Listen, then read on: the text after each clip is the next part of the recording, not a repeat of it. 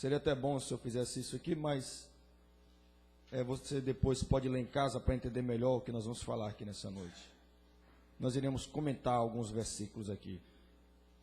O versículo 2 diz assim, queridos, versículo 2 do Evangelho de João 6, diz assim: seguia-o numerosa multidão, porque tinha visto os sinais que ele fazia na cura dos enfermos.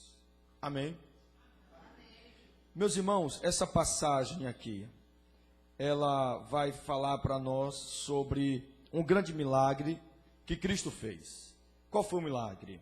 A multiplicação de pães e peixes. Esse é o milagre que Cristo realizou aqui nessa passagem. Antes desse milagre, Jesus havia feito outros milagres anteriores a esses aqui. Jesus Cristo, ele curou um paralítico, nós podemos ver isso no capítulo 5, e também ele curou o filho de um oficial de um rei, no capítulo 4. Esses são alguns milagres que antecedem aqui o milagre do capítulo 6, a multiplicação de pães e de peixes. Havia uma grande multidão que viu esses dois milagres de Jesus: a cura do filho do oficial de um rei, e também viu outro milagre, a cura de um paralítico. Quando essa multidão viu esses milagres feitos por Cristo, uma grande multidão começou a seguir Jesus. Agora, começaram a seguir Jesus pelo qual motivo? O versículo 2 lido nos mostra qual foi o motivo dessa multidão seguir a Jesus. Vamos ler novamente? Versículo 2.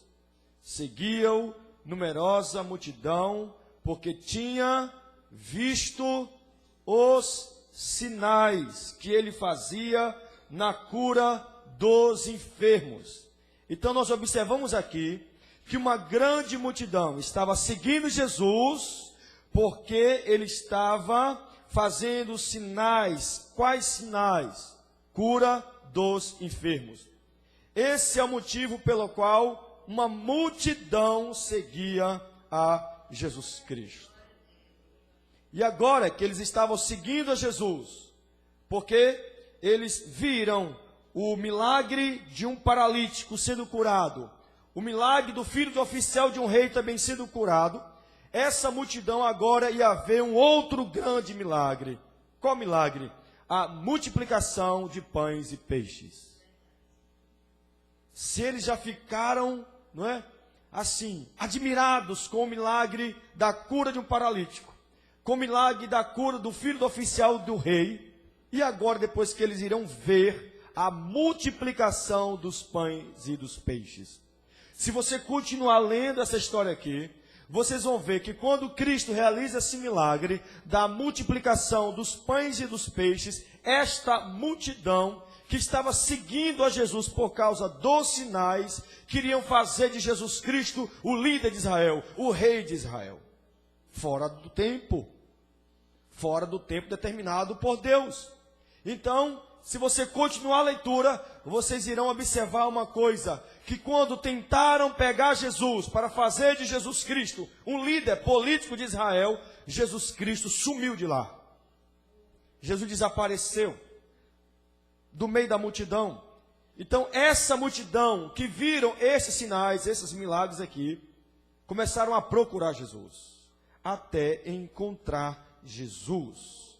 Eles encontraram Jesus e fizeram uma pergunta para Jesus. Jesus, você estava onde, Jesus? Onde é que você estava? O versículo 25 diz assim: e tendo encontrado no outro lado do mar, lhe perguntaram: mestre, quando chegastes aqui? A multidão estava procurando Jesus.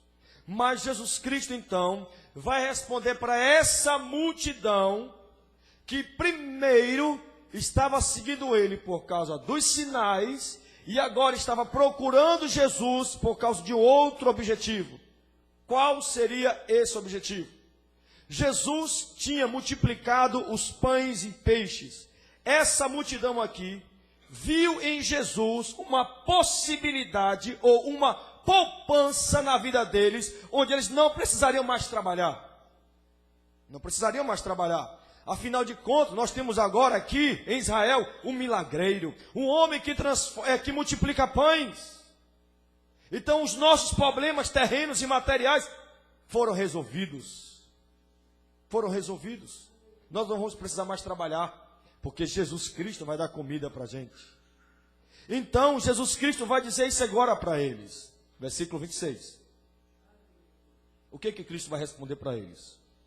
Eles estavam procurando Jesus e encontram Jesus. E ele diz assim, Jesus dizendo para essa multidão: em verdade vos digo, vós me procurais, não porque viste sinais, mas porque comeste o pão e vos fartaste.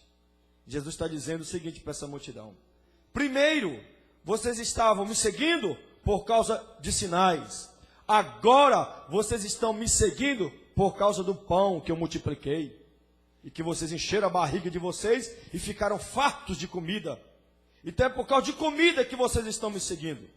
Não é por causa de outra coisa, é por causa de comida. Isso te lembra alguma coisa? Te lembra alguma coisa isso? O povo seguindo Jesus por causa de sinais, o povo seguindo a Jesus por causa de comida. Isso te lembra alguma coisa? Veja bem, Jesus Cristo vai mostrar para eles que ele não deve ser seguido por causa de comida, ele não deve ser seguido por causa de milagres, ele não deve ser seguido por causa dos sinais, e não deve ser seguido por causa do pão que perece. Jesus deve ser seguido por outra coisa. Ele vai responder isso para a gente no versículo 33. Amém? Jesus vai dizer assim: o pão de Deus é o que desce do céu e dá vida ao mundo. Qual foi o pão de Deus que desceu do céu e deu vida ao mundo? Quem é esse pão? Quem é esse pão? É Ele, Jesus Cristo.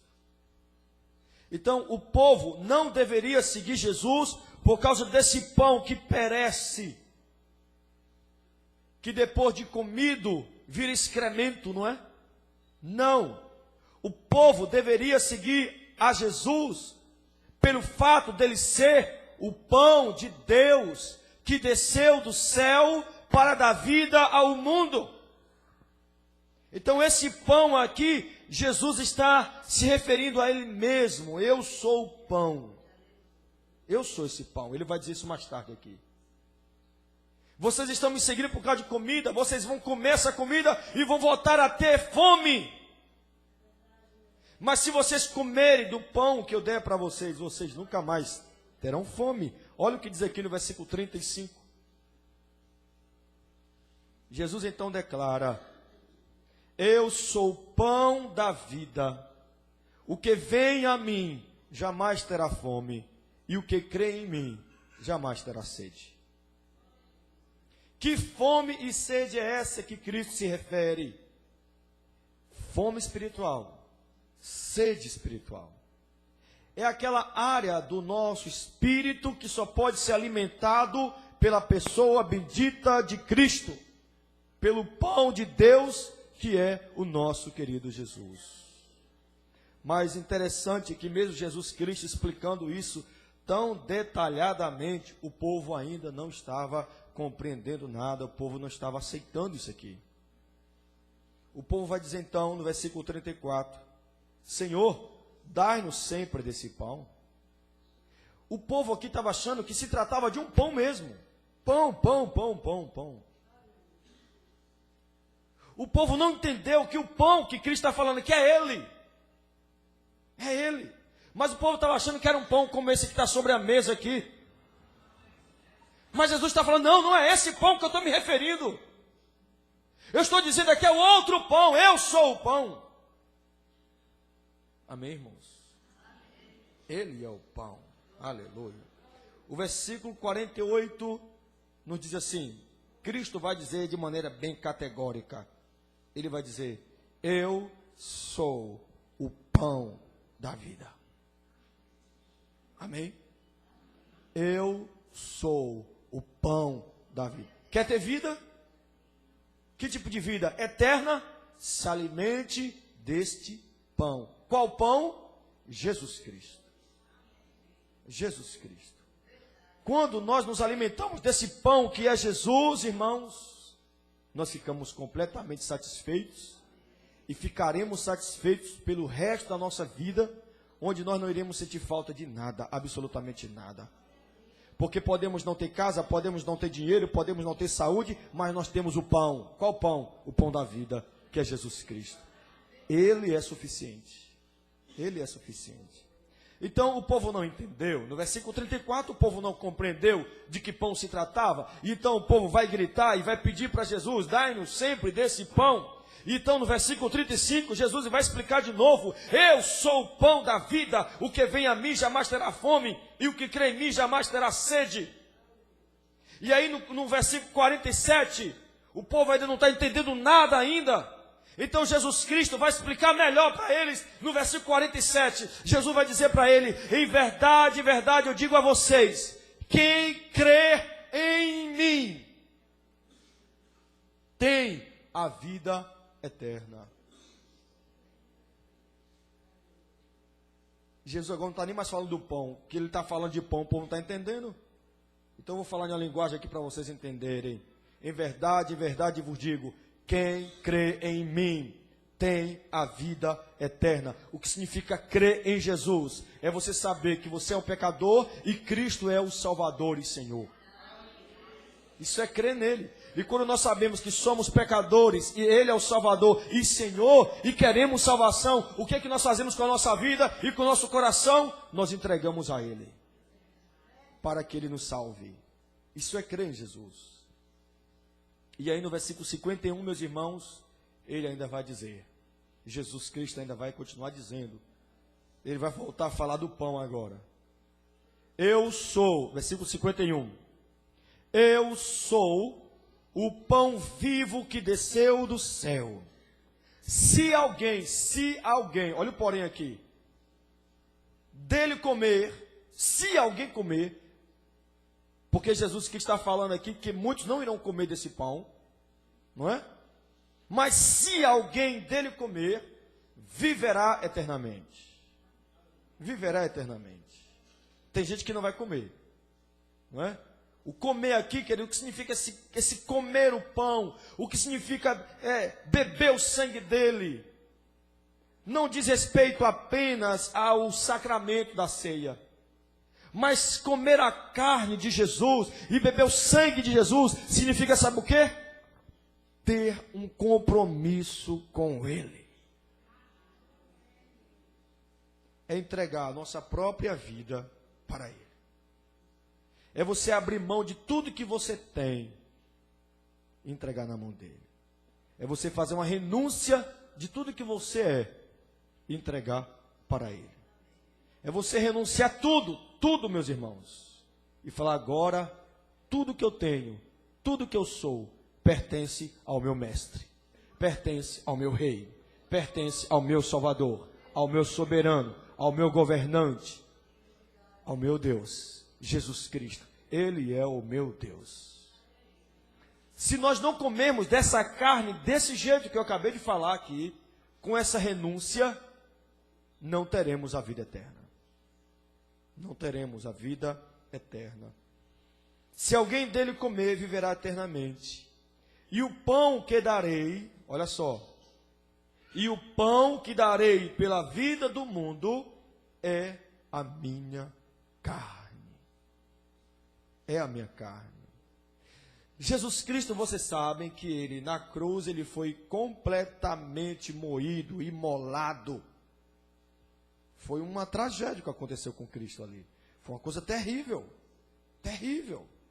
Isaías 53 nos dá detalhes da crucificação de Jesus. E olha que Isaías viveu algumas centenas de anos, né? Quase 1000 anos antes de Cristo. Isaías. E Isaías, ele vai profetizar detalhadamente como será a crucificação do Filho do Homem. Jesus Cristo, o Filho de Deus. Isaías vai mostrar que ele na cruz, as pessoas olhavam para ele e tiravam o rosto. Ninguém queria olhar para Jesus Cristo na cruz, porque estava uma coisa muito horrível. A carne de Jesus foi completamente moída para dar vida ao mundo. É por isso que está escrito aqui: e o pão que darei pela vida do mundo é a minha carne. Ele deu seu próprio corpo, a sua própria vida, para salvar a nossa vida. Ele ofereceu o corpo dele para salvar o nosso. Ele deu a alma dele para salvar a nossa alma. Ele deu o seu sangue para salvar o nosso. Ele é o nosso pão. No versículo 54, Jesus então, ele vai fazer uma promessa para aquele que crê, para aquele que comer dessa carne, para aquele que beber desse sangue. Então ele vai fazer uma promessa. Qual a promessa? Qual a promessa? Claro, a única que precisamos, amém? Nós não precisamos de outra promessa, a não ser essa promessa aqui. Qual é a promessa? Versículo 54. Aqui está a grande promessa e a única promessa que nós precisamos. Versículo 54, ele vai dizer assim, Jesus, viu? Quem comer a minha carne e beber o meu sangue tem a vida eterna. Olha só, isso aqui já é uma grande promessa. Agora vem a segunda. E eu o ressuscitarei no último dia. Jesus está dizendo, se você crê em mim, se você comer da minha carne, se você beber do meu sangue, se você entregar completamente a sua vida para mim, se você fizer um pacto comigo eterno, eu vou lhe dar vida eterna e ainda vou ressuscitar você no último dia. Uma grande promessa. Uma grande promessa. Você sabe que você vai morrer, não é? Você sabe disso. Pois é. Mas ele está fazendo a promessa aqui para você. Se você crer nele, se você comer da carne dele, beber do sangue dele, embora a sua carne morra, não é?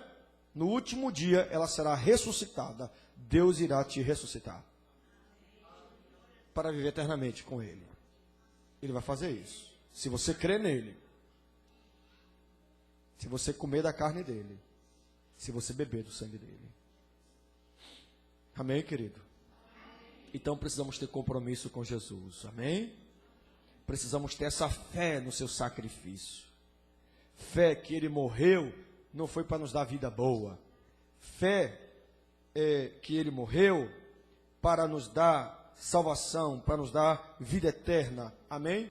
Ele morreu para nos salvar dos nossos pecados. Ele morreu para nos dar vida eterna. Se, como ele disse, né? Se você crer que ele é o Salvador, se você crer que ele é Senhor, e através dessa sua fé, você dá uma resposta para ele.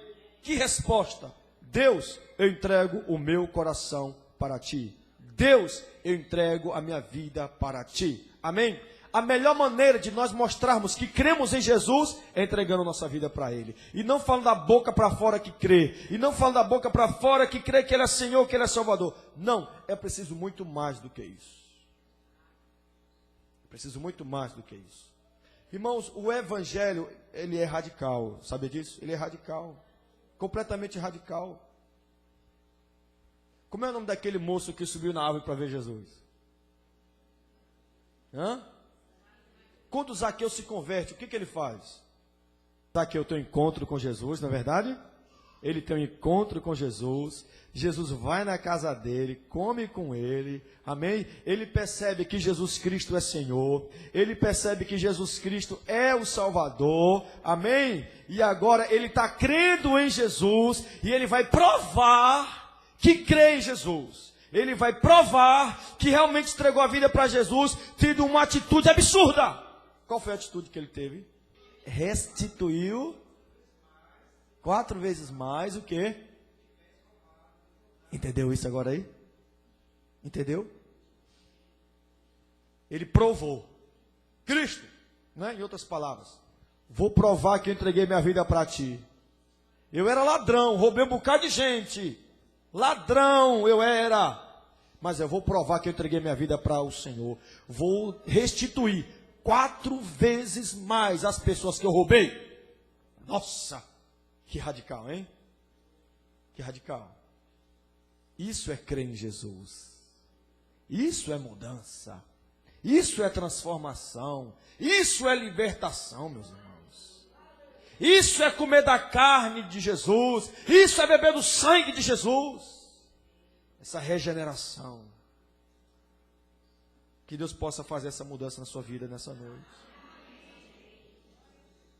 Mas o que aconteceu, irmãos, depois desse discurso de Jesus, depois dessa exposição de Jesus, Jesus dizendo que Ele é o pão que desceu do céu para dar vida ao mundo, Ele dizer que Ele é o pão de Deus, Ele dizer que quem crê nele terá vida eterna, Ele dizer que aquele que comer da sua carne, beber do seu sangue, terá vida eterna.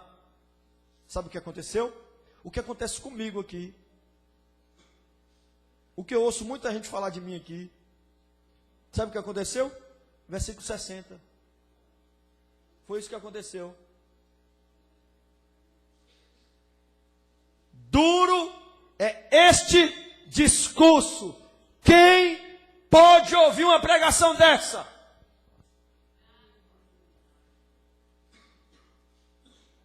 Que pregação dura! Que discurso! Eu já ouvi isso várias vezes de mim. Mas eu me consolo de Jesus, porque falaram isso de Jesus também. Sabe o que Cristo vai dizer? Cristo vai dizer o seguinte, olha, versículo 64. Quando o povo diz que o sermão de Cristo é duro, que a pregação dele é dura, sabe qual foi a resposta de Cristo? Sabe qual foi? A resposta de Cristo foi essa aqui, ó. Vocês dizem que o meu discurso é duro, minha pregação é dura, sabe por quê? Sabe por que vocês falam isso? Que minha pregação é dura? É porque vocês são descrentes. É por isso que você diz que o discurso é duro, porque você não é crente. Olha só, 64. É porque na minha aqui está descrente. Mas há alguns de vós que não creem. Não creem. Irmãos, desculpe eu dizer para vocês, mas há pessoas aqui no nosso meio assim, descrentes. Infelizmente. Há pessoas do nosso meio aqui que ainda não se converteram. E que talvez vá até participar hoje do pão e do vinho. Descrentes. Lá na batida do coração, sabe que não tem compromisso com Jesus. Na batida do coração, sabe que não é esse crente todo que precisa ser. Sabe? São descrentes. Está no nosso meio. Quem é essa multidão aqui? Essa multidão que está seguindo Jesus. Quem são eles? São discípulos de Jesus. Lá na frente nós vamos ver isso. Eram discípulos de Jesus, contudo há descrentes entre nós, pois Jesus sabia desde o princípio, quais eram os que não criam e que havia de trair. E não está falando aqui não é de Judas não, viu? É desse povo, dessa multidão aqui, ó, que vai fazer sabe o que com Jesus? Sabe o que eles vão fazer com Jesus? Sabe? Versículo 66. Vai fazer exatamente isso com Jesus Cristo aqui, ó. E tem gente aqui na igreja que já fez isso. Embora está na igreja, embora às vezes venha ao culto, mas no coração já decidiram isso aqui, versículo 66. Desde então, muitos dos seus discípulos tornaram para trás e já não andavam com ele.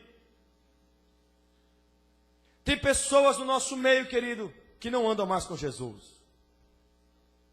Tem carteira de membro, talvez. É batizado, talvez. Não é? Mas não andam mais com Jesus. Não tem vida mais com Jesus. Na minha tradução diz assim: à vista disso, muitos dos seus discípulos o abandonaram e já não andavam mais com Jesus. Duro discurso, hein? Duro esse discurso. Mas aí, querido, esse povo aqui, abandonaram a Cristo por causa da pregação de Cristo. E qual foi a pregação de Jesus aqui? Vocês estão me seguindo por causa de sinais. Depois eu multipliquei os pães e agora vocês estão me seguindo por causa de comida. E agora eu repreendo vocês e digo a vocês que vocês têm que me seguirem, não por aquilo que eu faço, mas por aquilo que eu sou. Eu sou o Messias, eu sou o Cristo, o ungido de Deus, que desceu do céu para dar vida ao mundo. Vocês têm que me seguir, não é por causa de pão, vocês têm que me seguir, não é por causa de sinais, vocês têm que me seguir porque vocês são pecadores, e eu sou o único que pode salvar a vida de vocês. O único. Mas, mesmo assim, não acreditaram, não deram fé e abandonaram Jesus. Aí o que aconteceu aqui agora, queridos? Jesus Cristo, a multidão foi embora, abandonaram Jesus, a multidão foi embora, porque eles queriam sinais. Mas Jesus não. Vocês querem sinais, mas o que vocês precisam é de salvação. Vocês querem comida, mas o que vocês precisam é de salvação. É de salvação que vocês precisam. Foram embora, abandonaram Jesus. Jesus não correu atrás de ninguém. De ninguém. Querido, se você for embora da igreja por causa daquilo que eu prego, fique tranquilo, eu não vou atrás de você não. Não vou não. Porque Cristo não foi atrás de ninguém. Cristo não foi, gente, vocês entenderam errado. Não foi isso não. Peraí, deixa eu explicar melhor. Foram embora. Jesus Cristo, então, vai se voltar para um outro grupo agora. Esses discípulos, que seguiam Jesus por causa dos sinais de comida, abandonaram Jesus. Ficou um outro grupo ali. Qual grupo? Versículo 67, o grupo dos 12. Então perguntou Jesus aos 12: porventura querem também se retirar? Eu pergunto aqui nessa noite a mesma coisa. Querido, está insatisfeito com a pregação da igreja? Estou. Porventura você não quer se retirar da igreja também, não?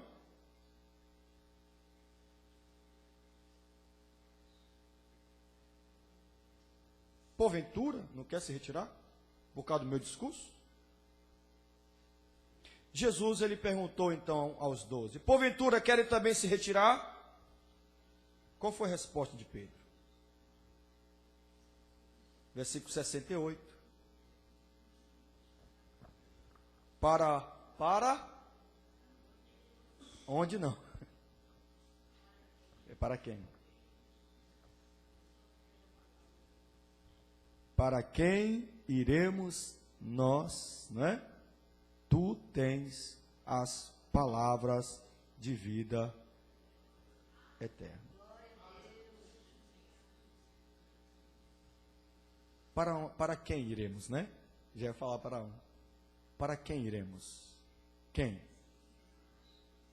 Salvação está em alguém. Qual é o nome dele? Jesus Cristo. Foi a resposta de Pedro e dos 12 também. Os 12 compartilhavam da mesma resposta de Pedro. Compartilhava. Os 12 estavam seguindo Jesus não por causa de comida. Os 12 estavam seguindo a Jesus não por causa de sinais. Os 12 estavam seguindo a Jesus não por causa de milagres. Os 12 estavam seguindo a Jesus porque somente em Jesus há palavra de vida eterna. Você está aqui nessa noite pelo qual motivo? Você é crente pelo qual motivo? Você vem à igreja pelo qual motivo?